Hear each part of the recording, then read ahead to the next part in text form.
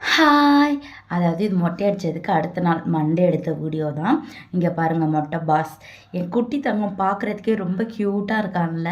எங்களுக்கே கொஞ்சம் டிஃப்ரெண்ட்டா தான் ஃபீல் ஆனுச்சு. அப்புறம் அன்னைக்கு சண்டே அன்னைக்கு நான்வெஜ் விருந்து தானே வச்சோம்.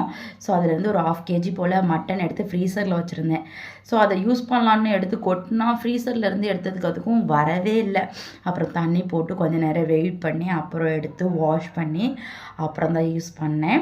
இன்றைக்கி வந்து பார்த்துட்டிங்கன்னா இந்த மட்டனை வச்சு மட்டன் பிரியாணி தான் பார்த்துட்டிங்கன்னா ரெடி பண்ணிகிட்ருக்கேன். நான் வந்து எப்போதுமே பிரியாணினா வந்து குக்கரில் தான் பண்ணுவேன். தம்மெல்லாம் வந்து போட மாட்டேன். ஸோ இன்றைக்கும் பார்த்துட்டிங்கன்னா பிரியாணி சூப்பராக கொஞ்சம் லைட்டாக ஜூஸியாக பொல பொலன்னு சாப்பிட்றது உண்மையாலுமே டேஸ்ட்டு வேறு லெவல். எல்லோரும் நல்லா என்ஜாய் பண்ணி சாப்பிட்டோம்.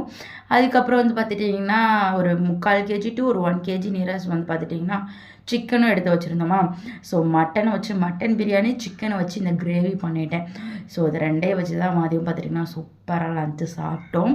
சாப்பிட்டதுக்கப்புறம் ஜாலியாக எல்லோரும் பேசி சிரித்து நல்லா டைம் பாஸ் பண்ணிகிட்டு இருந்தோம்.